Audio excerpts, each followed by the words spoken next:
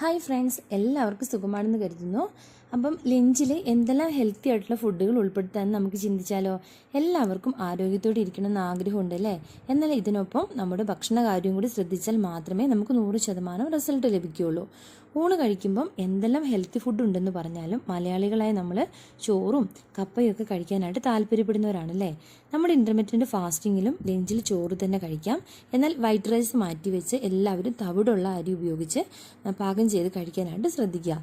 നമുക്ക് നമ്മുടെ ലഞ്ച് കഴിക്കുന്ന രീതി എങ്ങനെയാണെന്ന് ഓർത്ത് നോക്കിയാൽ നമുക്കറിയാം, ഒരു പ്ലേറ്റ് ചോറും എന്തെങ്കിലും 2 കറി, ഇതാണ് നമ്മുടെ ലഞ്ച്. എന്നാൽ ഈ രീതി നമ്മൾ മാറണം. ലഞ്ചിൽ കാർബോഹൈഡ്രേറ്റിൽപ്പെട്ട ചോറൊക്കെ ഒരു സൈഡ് ഡിഷാക്കി മാറ്റുക. പകരം കറികളൊക്കെ നന്നായിട്ട് കഴിക്കുക. കറിയിൽ ഉപയോഗിക്കുന്ന എണ്ണയും തേങ്ങയും വറുത്ത ഭക്ഷണ സാധനങ്ങളൊക്കെ നല്ലോണം കുറയ്ക്കുക. അപ്പോൾ റെഡ് മീറ്റൊക്കെ ധാരാളം കഴിക്കുന്നവരാണെങ്കിൽ അത് കുറച്ചുകൊണ്ട് വന്ന് പ്രോട്ടീനൊക്കെ ഉള്ള കൂണോ ചിക്കനൊക്കെ ഉൾപ്പെടുത്താനായിട്ട് ശ്രദ്ധിക്കുക.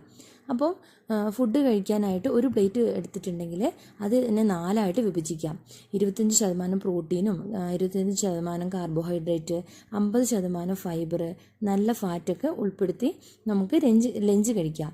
ഈ രീതിയിൽ ലഞ്ച് കഴിക്കുകയാണെങ്കിൽ തീർച്ചയായിട്ടും നമ്മുടെ പല രോഗങ്ങളും, പ്രത്യേകിച്ച് ഷുഗറും പ്രഷറും ഒക്കെ മാറുകയും നമ്മുടെ വെയിറ്റൊക്കെ കുറയുകയും ചെയ്യും. എന്നാൽ 2-3 ദിവസം അല്ലെങ്കിൽ ഒരാഴ്ച മാത്രം ഈ രീതി തുടർന്ന് നമ്മൾ നിർത്തുകയാണെങ്കിൽ ഒരു ഫലവും ലഭിക്കില്ല. അതുകൊണ്ട് ഈ രീതി ഒരു ലൈഫ് സ്റ്റൈലാക്കി മാറ്റിയെടുക്കുക. എപ്പോഴും ഈ രീതി ഫോളോ ചെയ്യാനായിട്ട് ശ്രദ്ധിക്കുക. മറ്റൊരു കാര്യം, ലഞ്ചിൻ്റെ ഒപ്പം ആരും ഒന്നിച്ച് വെള്ളം കുടിക്കരുത്. ഒന്നെങ്കിൽ ഭക്ഷണത്തിന് മുമ്പ് അല്ലെങ്കിൽ ഭക്ഷണത്തിന് ശേഷം വെള്ളം കുടിക്കാനായിട്ട് പ്രത്യേകം ശ്രദ്ധിക്കുക. നിങ്ങൾക്ക് പ്രോട്ടീൻ കണ്ടൻ്റ് ഉള്ള ഫുഡൊക്കെ എന്താണെന്ന് അറിയില്ലെങ്കിൽ, അല്ലെങ്കിൽ ഫൈബറുള്ള ഫുഡ് എന്തൊക്കെയാണെന്ന് അറിയില്ലെങ്കിൽ നമുക്കതൊരു വീഡിയോ ആയിട്ട് ചെയ്യാവുന്നതേ ഉള്ളൂ. അപ്പോൾ എല്ലാവർക്കും ഈ വീഡിയോ ഇഷ്ടപ്പെട്ടെന്ന് കരുതുന്നു, ഉപകാരപ്പെട്ടെന്ന് കരുതുന്നു. അപ്പോൾ എല്ലാവരും ലൈക്ക് ചെയ്യുക, ഷെയർ ചെയ്യുക. താങ്ക്